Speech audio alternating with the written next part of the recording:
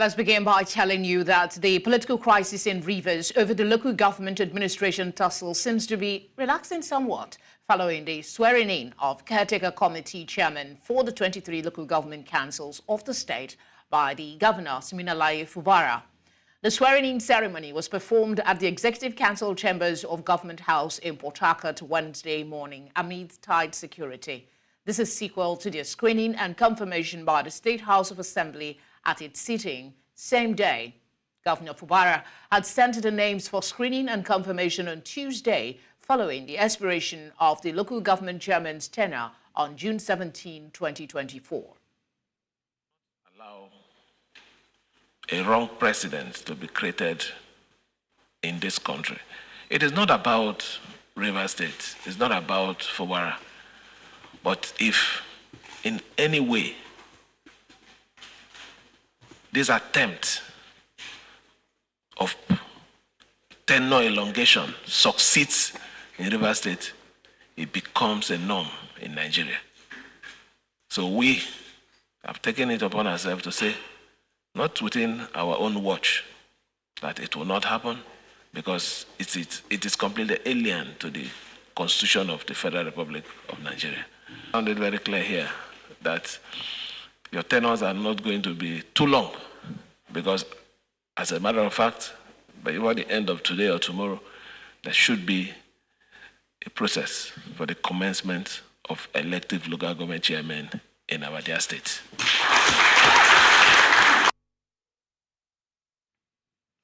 In the meantime, Governor Goita has ordered the audit of the account of the 23 local government areas for the past 3 years. He gave the order to the Auditor General of the state on Wednesday while swearing in the caretaker committee chairman of the local councils at the Executive Council chamber of the Government House in Port Harcourt, the state capital. The governor said the audit is intended to serve as a check for the incoming chairman and make local councils more accountable.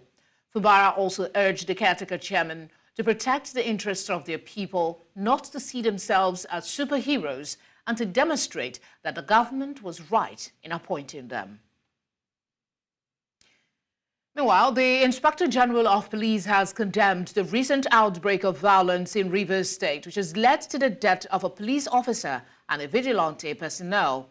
The Force Public Relations Officer, Muyiwa Adejobi, while making this known in Abuja, says that the violence, which escalated across several local government areas in the state over the tenure of local government chairmen, is unfortunate and unwarranted. He says that the IGP has directed the Commissioner of Police to tighten security measures in the state and ensure that those responsible are brought to book. The Inspector General of Police, Federal Republic of Nigeria, IGP Kayode Adeoluegbeto PhD, NPM condemns in the strongest terms the recent outbreak of violence and subsequent breakdown of law and order at various local government council secretariats in Rivers State, where supporters of two political factions clashed over the tenure of local government council chairmen, which unfortunately led to the tragic death of a police officer, Inspector David Ngbada, and Samuel Nwigwe, a vigilante member at Eberi Omoma in Omoma local government area of Rivers State. In response to these heinous acts, the Inspector General of Police has directed the Commissioner of Police in Rivers State, CP Olatunji Disu, to heighten security measures across the state and institute thorough investigations into the killing of the police officer and the vigilante operative, as well as the general violence which erupted in the state. The Inspector General of Police has specifically deployed operatives of the Force Intelligence Response Team, IRT, to assist the Rivers State Command in apprehending the killers of the police officer and the vigilante member. Staying in Rivers State, in a dramatic appeal, the All Progressive Congress leadership in Rivers State has called on the federal government to declare a state of emergency in the region, citing escalating violence and chaos. During a press conference held in Port Harcourt on Wednesday, APC Caretaker Committee Chairman Tony Okocha sounded the alarm about the dire situation. He noted that Rivers State is at war, emphasizing that the individuals responsible for the widespread mayhem and loss of life are well known. Chief Okocha highlighted the urgent need for federal intervention, stating that declaring a state of emergency is the only way to curb the ongoing violence and restore order in the state. The reasons for war, full-blown, the indices of war, full-blown, are palpable, they are clear. So the federal government should do what they should do to ensure that this anarchical situation in Rivers State does not degenerate to a situation where we will be seeing fire everywhere. Noting again that the importance of the state in terms of our economy. If Rivers State is aflame, our economy as a country will flame. And so they must make hay while the sun shines. This is our position. To discuss the Rivers State situation, I'm joined now by former Special Advisor to ex-Rivers State Governor Nyesom Wike, Opunabo Nkotarie. Opunabo, thank you very much for joining us. Let's begin with your general view of the crisis, so to speak, over the local government chairman's tenure. There seems to be calm now. Do you hold faith that that calm will hold? Can you hear me? Yes, I can. Did you get my question, sir? Yes, I did. If the calm will be sustained, that was a question.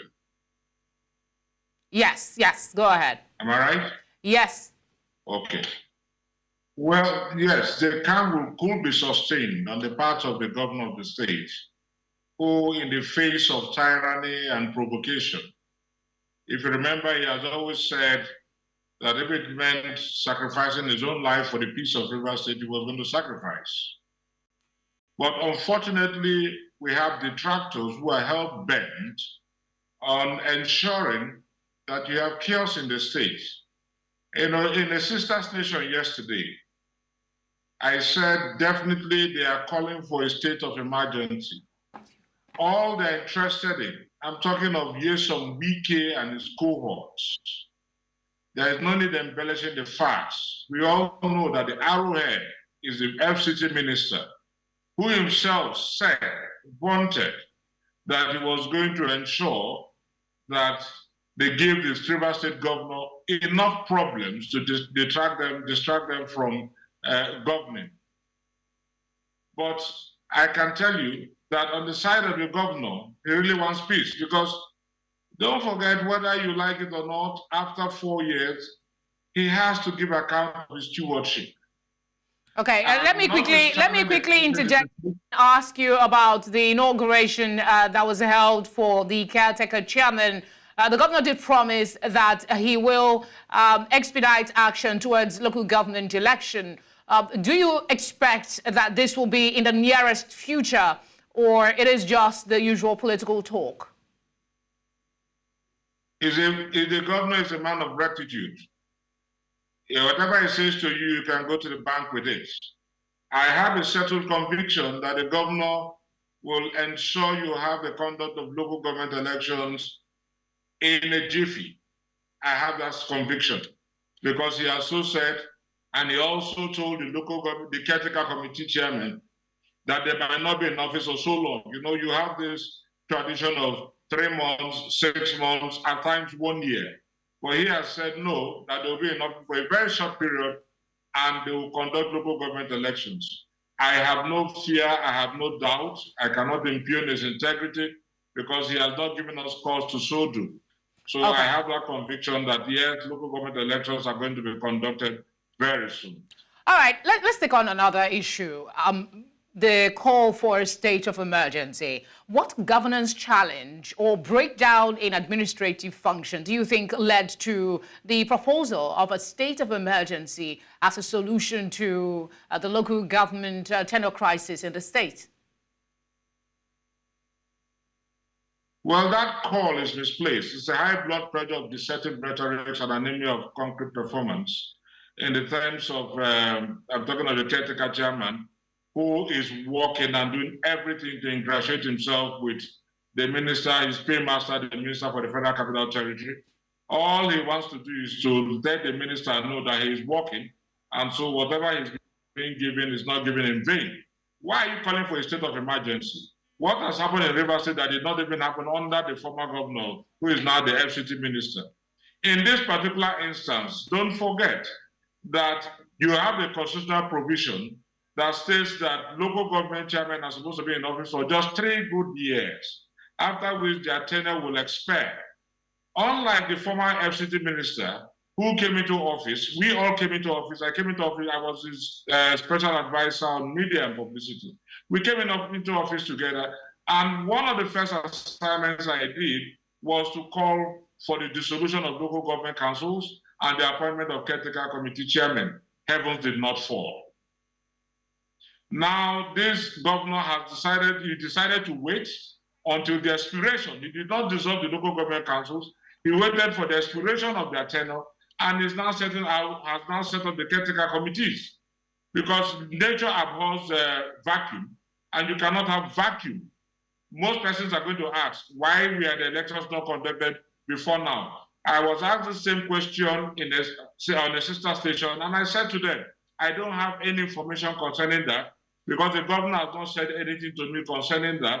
But don't forget, he's in a better position to decide when and how best the elections could be conducted, because he has the security reports. Okay. How he acted on security reports, security information, I do not know. Okay, I mean, you made a valid point that it was a rushed decision to ask for a declaration of a state of emergency. Then again, one would want to ask... There is nothing in Rivers State that will call for a declaration of a state of emergency in the state. All right, quickly, because of time, sir. Yeah, I was just reiterating that you have... sir, I was just reiterating that you've made a point, and I'm trying to see what we can get in the short time we have available for the news. The governor has also ordered the audit of accounts of the 23 local government areas for the 3 years that they were in office. There are some who would say that this might be his own unique technique of political witch hunt. Or do you think he is within his rights to call for those audits? Of course, it is within his virus to call for those audits. I mean, you know, when you don't like, it's like calling a dog a bag name just to hang it. Wherever the governor says right now, all slanted interpretations will be woven into it by his detractors, by his enemies. Otherwise, accountability and probity, it should be the watchword of every administration. I mean, why will anybody fret when they call for accountability and probity if you have those skeletons in your cupboard? We should not expect that. Even the governor himself, who was the accountant general, said he was going to probe previous administrations. And a lot of persons said, if he's going to probe that, he should also not forget that he was the accountant general of the state. He was the accountant general of the state, but he kept the records. But they should also not forget that the governor is always the approving authority in that state. Without the governor's approval, without the governor's imprimatur, the accountant general cannot release funds. So, and the governor said, okay, I am ready to probe my predecessors. So what is wrong with that? The same thing he's saying is going to probe the local government council chairman in the past. I don't know if it's going to be this particular one or the one before now, because it was not quite specific. But I don't think that should cause any room. We should not make anybody to fret if you are actually clean. But I can tell you that even before most of these local government chairmen, even before their tenures expired, most of them had looted even their councils. If you go to most local government councils, a lot of ACs, a lot of computers, so many things were carted away by the ex-local government chairman and their cronies. So why will anybody bother? Shouldn't be perturbed. All right, open up. I think I shouldn't bother. I should be happy that you're going to probe my because at the end of the day, you're going to tell the world how clean I am. Opunabo, thank you very much for speaking with us. Thank you very much. We'll go on a short break now. The news continues right after. Do stay with us. Thank you for staying with us. The Joint Union Congress of the Nigeria Police Service Commission has raised an alarm over widespread corruption in the recruitment process of police constabularies, calling on President Bola Tinubu to immediately sack the Inspector General of Police. Chairman of the National Civil Service Union at the Police Service Commission made this known during a press conference in Abuja, saying allegations of fraud and misconduct leveled by the Nigerian police against the commission in the recent recruitment of police constables are unfounded and untrue. My colleague, Joshua Imarai, has details. In attendance at this gathering are members of the Joint Union Congress of the Nigerian Police Service Commission in the nation's capital, Abuja. These union members are calling on the government to relieve the Inspector General of the Nigerian Police Force of his duties following allegations of fraud and misconduct in the recent recruitment of police constables by the Commission. We call on the President responsibly to relieve him of his duties for the following reasons. The allegations of fraud, several other unwholesome acts leveled against the Police Service Commission and its staff are, to say the least, unfounded, spurious, speculative, and most irresponsible, especially by the way the allegations were thrown into the public space, even before official channel of communication for dealing with such a matter was explored. The union also alleged that the Nigeria Police Force plans to breach the laid-down procedures of the recruitment by smuggling about 1,000 names into the final list. We have been furnished with reliable information indicating that elements within the police force attempted to smuggle over 1,000 names into the recruitment list. This manipulation was a grave breach of the recruitment process and a calculated attempt to undermine the credibility of the entire exercise. The union also passed a vote of no confidence on the recently nominated Secretary of the Commission, saying that he is incompetent and unqualified for the position. To be qualified as Secretary of the Police Service Commission, a nominee must be an officer of the Civil Service of the Federation, not below the rank of Permanent Secretary. Chifuna Nnamani is neither a civil servant in the Civil Service of the Federation, nor is he a Permanent Secretary in the service. We hereby pass a vote of no confidence on the person of Chief Onyemuche Nnamani, as he is unqualified to serve as Secretary of the Commission. The Joint Union Congress of the Police Service Commission is alleging that the removal of Solomon Arase as the Commission's chair is as a result of the President being misled by the Nigerian Police Force. They claim that the appointment of the three-member board of the PSC is a direct response to the Nigerian Police Force objection to the 2024 constabulary recruitment list as approved by the Police Service Commission. In Abuja for News Central, I am Joshua Imarai. As part of ongoing electoral reform, the House of Representatives is expected to commence debate on the general principles of a bill seeking to make the Court of Appeal the final arbitrator for governorship, National Assembly, and State House of Assembly election disputes on resumption from the Salah recess. The private member bill was sponsored by Nnamdi Ezeji. The proposed legislation seeks to alter the provisions of Section 246 of the 1999 Constitution as amended. As encapsulated in the bill, Ezeji advocated for the alteration of the Constitution of the Federal Republic of Nigeria in 1999 to make the Court of Appeal the final appeal court in governorship, national, and state houses of assembly election petitions and related matters. To discuss this, I'm joined by legal practitioner Tunji Abdulhamid. Tunji, thank you very much for joining us. How might the termination of election petitions at the appeal court level affect the development of legal precedents in electoral law and its consistency across the different regions? I think the demand for change or termination of election matters at the Court of Appeal is not about changing the legal system.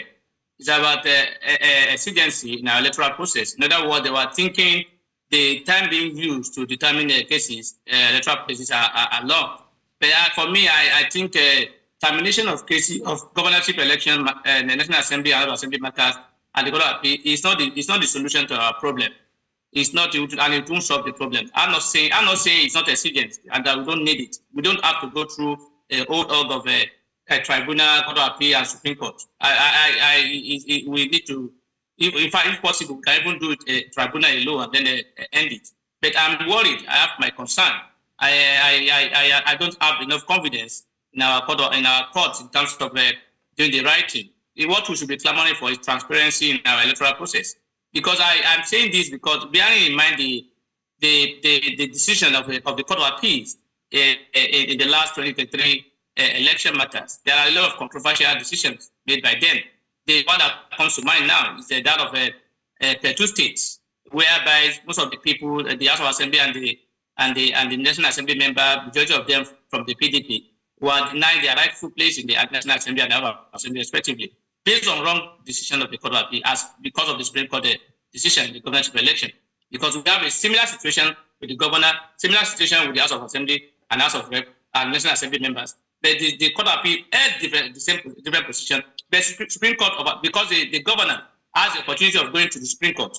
The Supreme Court overturned did not go by way of the Court of Appeal and they turned that. So for me, I have my concern regarding that because this most in the 2023 election, some of the majority of the decisions of the Court of Appeal have some a kind of there are a lot of debates on the decision that they made. So okay. I would rather prefer to talk about the time. Maybe we should have a timeline of not more than 1 month to determine the electoral cases. We should review the evidence process. Wouldn't that spew up its own challenges if you want the court to address the matters in 1 month? Remember, we have staggered elections and the processes in our courts, you are in a better position to clarify, are pretty slow at best. So wouldn't that bring up other issues, even if there were to be an amendment to say it must be contained in 1 month? No, it's possible. It's about law. If the law is amended to say that, look, before now, the electoral process has no limitation, has no time limit. It was introduced, and then now we now have 180 days from the tribunal, 180 days, once those like that. We can say within a month. You see, why we are having this long timing, particularly at the tribunal level, is because of the evidence.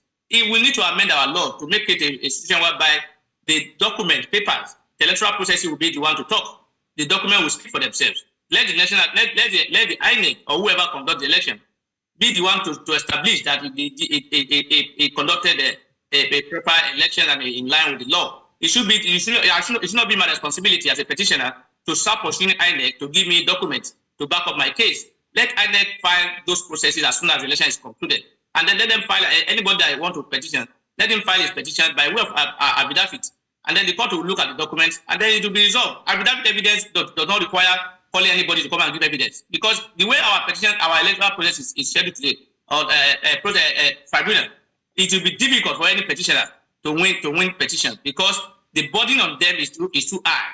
There is burden that you may likely not be able to. But isn't it something of concern if the Court of Appeal continues to bring up conflicting decisions that is causing this level of distrust that you are pointing out on their ability to actually rule favorably and uphold justice? Shouldn't it be a conversation around reforms of the judiciary at this point so that you don't seem to be completely against the merits of the bill, but the fear that the Court of Appeal will not step up? Am I correct? Yes, I'm not totally against the spirit of the bill, but like I said, I'm worried about the way and manner things are turning out. So for us to have a third check on the issue, to give the Supreme Court opportunity to look at them again, we need to, maybe we can do this. If you do by way of affidavit, it will just take a court one day, one sitting or two, and that will be the end of the case. So we can do it before. For me, it is not even the major issue. Why can't we look at the electoral process? Why can't we be talking about making the election transparent? the process is transparent and there's accountability. If the process is transparent, nobody will go to court. Could you clarify? Because sometimes we just throw words around. When you want the electoral process to be transparent, what specifically do you mean? And what kind of bill would you expect that the House of Representatives should come up with, if it is not the one that we have before it?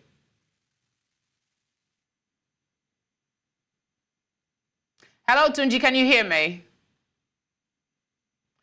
Okay, I think the network has caught him off. Hopefully we can have conclude that conversation another time. As always, thank you for your input.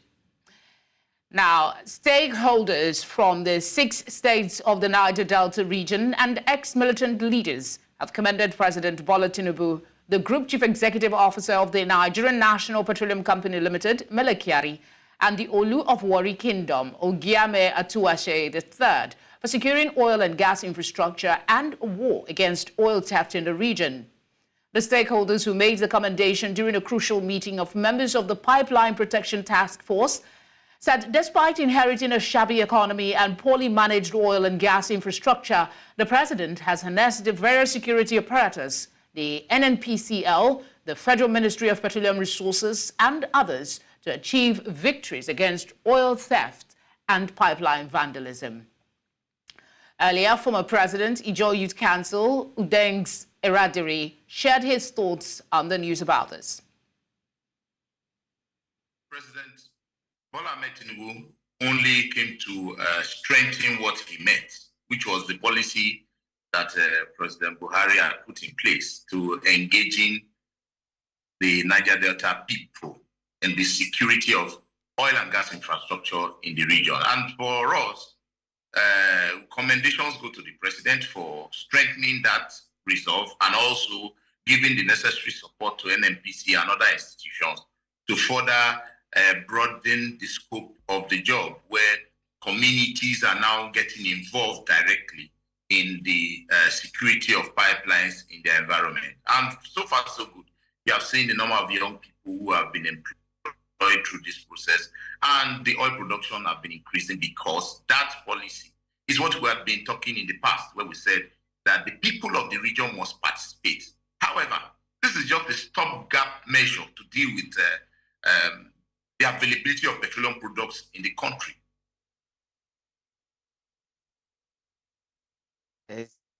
Health experts in Nigeria have tasked intending couples to compulsorily undergo a thorough medical examination and genotype check before getting into marriage to reduce the burden of sickle cell. They say current estimates reveal that over 200,000 Nigerians are diagnosed with sickle cell anemia every year, a situation which has become a source of concern. Marvelous Obomanu reports.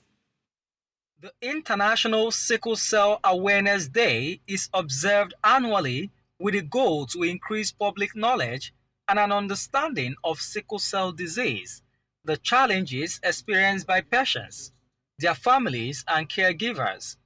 Although there is no permanent cure for sickle cell anemia, patients will have to manage the burden throughout their lifetime, a situation that takes a financial toll on the parents, caregivers, and finally the patients. A patient who is a sickle cell patient must know how to take care of himself, herself. You have to drink plenty of water. And the moment you begin to feel the aura, of crisis, you have to withdraw. Most of the time we have children that want to be footballers. As I said earlier on, you have to restrain the child from playing rough games. Many patients who are often referred to as warriors require love, care, and attention from family, friends, and society to overcome their limitations. But the big question is, how well have they received this support? This ideology that they don't live long. And because God has helped me, I've beaten, they don't live long, they can't give birth. God has helped me to beat that scenario. They can't have children. God has helped me to beat it. I've been a victim personally to stigma because as a little child, I had my eyes were really yellow. I had jaundice, so I had a lot of people that didn't want to associate themselves with me because they did not understand why my eyes were yellow. So they would always call me a freak. Stakeholders blame parents for not properly undergoing medical checkup to know their genotype status before venturing into any union, a decision that many live to regret. We have about 200,000 of sickle cell patients given birth to every year in Nigeria here. And the way we can be able to cut that down is for intending couples who are AS not to marry themselves. You have to also advise and let people understand why certain people cannot be together, not because society don't want them together, but for future purposes and to be able to avoid these challenges. If, for instance, parents knew their genotype before talking about getting married, we would not be where we are. So can we begin to start a journey towards the end of sickle cell in Nigeria? Parents, most of them really were not so aware of this genotype issue, and so they marry based on maybe love or family bringing them together, and then we are the result, and then we cannot do the blame game. Really, it will take us nowhere. Love, they say, is a beautiful thing. For those going into a relationship or a marriage, it is advisable they go check their genotype and know if they are compatible or not. If they both are AS, then it is a red flag. Over 200,000 Nigerians come down with sickle cell anemia every year, and we need to reduce the burden. In Abuja for News Central, Marvelous Oboman. The Climate Action Africa Forum 2024 is a premier platform that unites a diverse range of stakeholders working to advance and achieve climate action across Africa. It is a space for engaging discussions on critical climate issues facing the continent. News Center's Bettina Uweli has more. Climate Action Forum Africa. This year, Lagos proudly hosts the Climate Action Africa Forum 2024, a landmark event uniting leaders, innovators, and activists from across the continent and beyond. The forum featured a series of panel discussions and workshops covering a range of critical topics: renewable energy, sustainable agriculture, water resource management, climate finance, and the role of youth and women in driving climate action. We continue to see that Africa is continuously being threatened by climate change, and cannot convene enough, we cannot network enough, we cannot collaborate enough, we cannot co-create enough. I think the first thing is for everybody to become an ambassador. Like I said, you cannot talk about it enough. Everybody needs to become aware, educate yourselves. One of the highlights of the forum is the Innovations and Solutions Expo, where cutting-edge technologies and groundbreaking projects are showcased.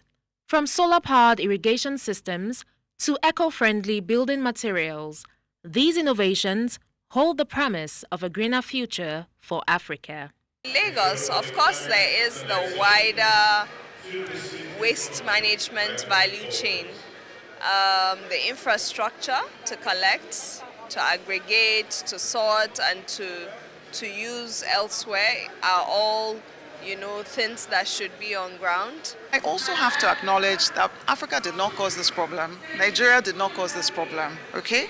So while we are adapting to the reality that is climate change today, it's very important that we continue to advocate for the rest of the world to support Africa's development that takes into consideration this adaptation agenda, because we are feeling it the most. Young activists and leaders from across the continent shared their perspectives, ideas, and solutions, demonstrating that the next generation is ready to take the reins in the fight against climate change, as the commitments made and the partnerships forged here in Lagos will resonate far beyond these walls, driving a real change across Africa.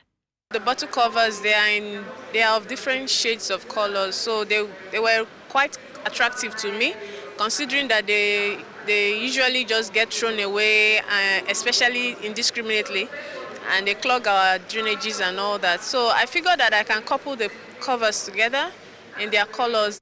The Climate Action Africa Forum 2024 is more than an event.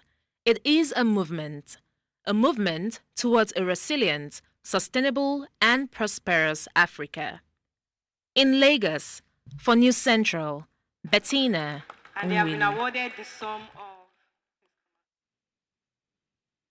Coming up, Mali's Prime Minister endorses document criticizing country's military rulers. We'll tell you more after the break. Don't go away.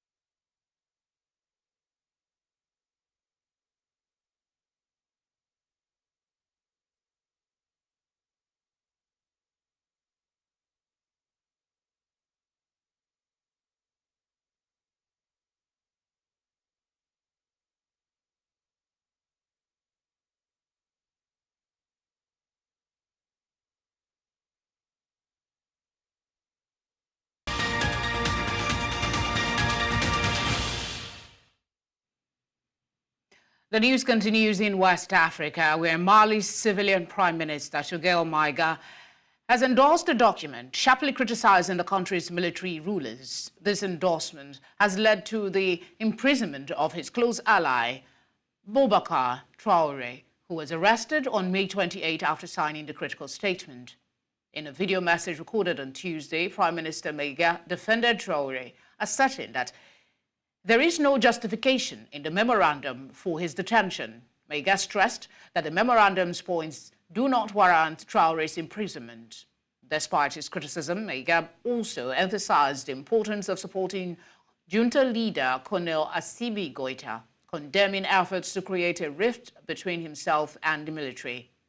The political movement M5-RFP, which backs Maiga, issued a strong statement in May opposing the military's prolonged rule.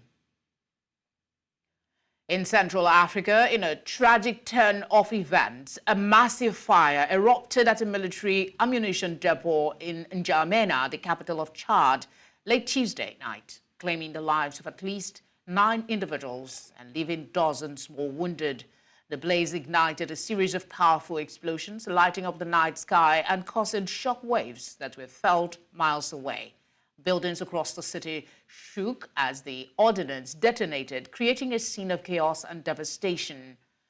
Chad's health minister addressed the media on Wednesday, issuing a grim warning that a death toll could rise. He noted that many of the 46 injured are in extremely serious conditions, underscoring the severity of the incident.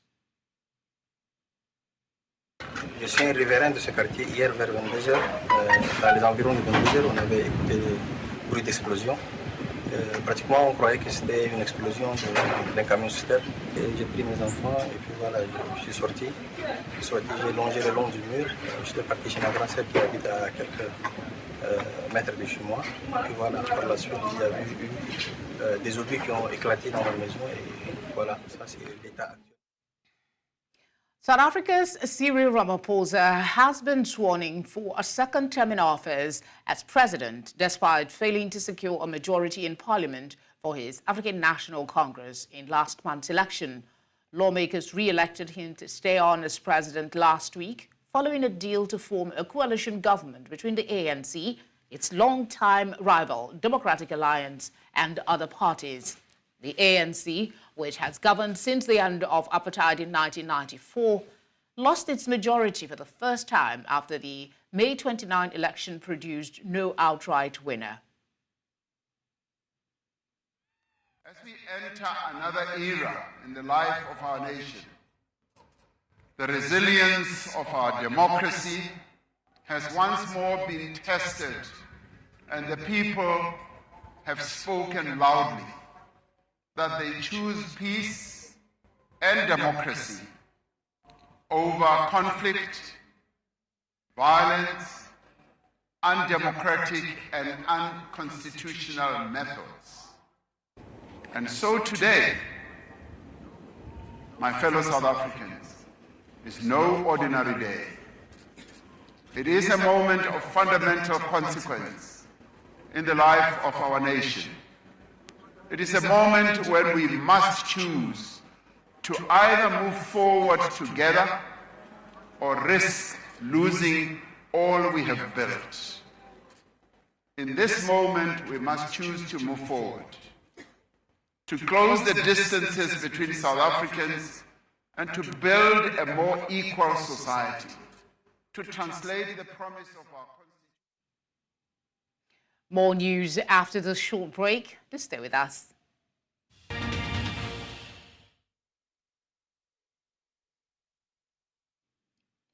A court in Russia's far eastern city of Vladivostok on Wednesday sentenced a U.S. soldier arrested earlier this year to 3 years and 9 months in prison on charges of stealing and threats of murder. According to U.S. officials and Russian authorities, 34-year-old Staff Sergeant Gordon Black flew to the Pacific port city to see his girlfriend and was arrested after she accused him of stealing from her. Russian media reported from the courtroom in the city that the judge also ordered Black to pay 10,000 rubles in damages.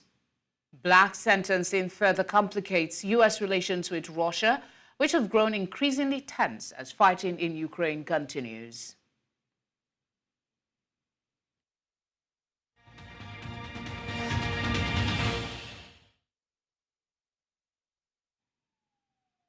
Global audit, tax and business advisory firm KPMG has stated that to fully attract foreign direct investment, FDI into Nigeria's over 44 solid minerals scattered in over 500 locations nationwide, the country, through its agencies, must sign up for relevant international mining organizations. In its June report on the country's solid minerals sector, KPMG stated that based on its mineral wealth, Nigeria should naturally be a preferred mining destination for many multinationals. Peter Nwaobi, Senior Manager, Energy and Natural Resources Unit, KPMG Advisory Services, mentioned some of the basic requirements that investors need to invest in the sector. That the nation and the sector, by extension, actually does afford these miners. The key issues, based on conversations with several of these multinational firms, are not far-fetched: infrastructure, security, and of course, one of those ones that I had mentioned before, which is the framework, the policy framework that we currently have. Security is no news to any of us about what is happening, especially in the northern part, north central, northern part of the country, and recently has even spread to several other parts of the country.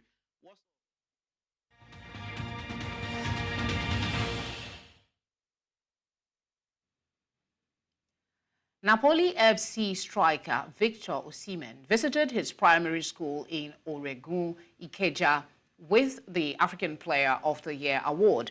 The Super Eagles striker, who missed the 2 FIFA World Cup qualifying matches in December 2023, beat other nominees to win the CAF 2023 Men's Player of the Year award, becoming the first Nigerian to win the award since Nwankwo Kanu in 1999.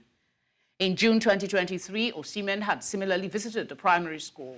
He reportedly went to his former classroom, saw his old teacher, and took pictures with the students at the school. Osimhen's future is still unknown, as many European top clubs are after his signature. Steve Cooper is now the leading contender to become Leicester's new manager. The 44-year-old has been out of work since being sacked by Nottingham Forest in December, but has held further talks with the East Midlands rivals. Former Chelsea and Brighton manager Graham Potter and West Brom boss Carlos Corberan have also been considered by the Foxes. At the start of the week, Porter appeared to be the front runner in a fluid situation, but Copper is now seen as the prime candidate. Leicester had previously tried to tempt Porter to the King Power Stadium last April before their relegation from the Premier League, but he was not ready to return to management just days after being sacked by Chelsea, having spent less than 7 months in charge. The Foxes won the championships last season and will face Tottenham in their opening match of next season after the release of the Premier League fixtures.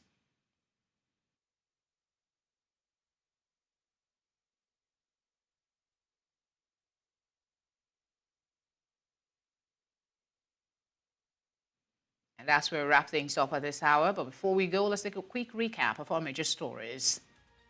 Rivers Governor Fubara has ordered the audit of local government accounts. House of Representatives to debate seeking termination of election petitions at appeal courts. We also brought you news that Mali's Prime Minister has endorsed documents criticizing country's military rulers.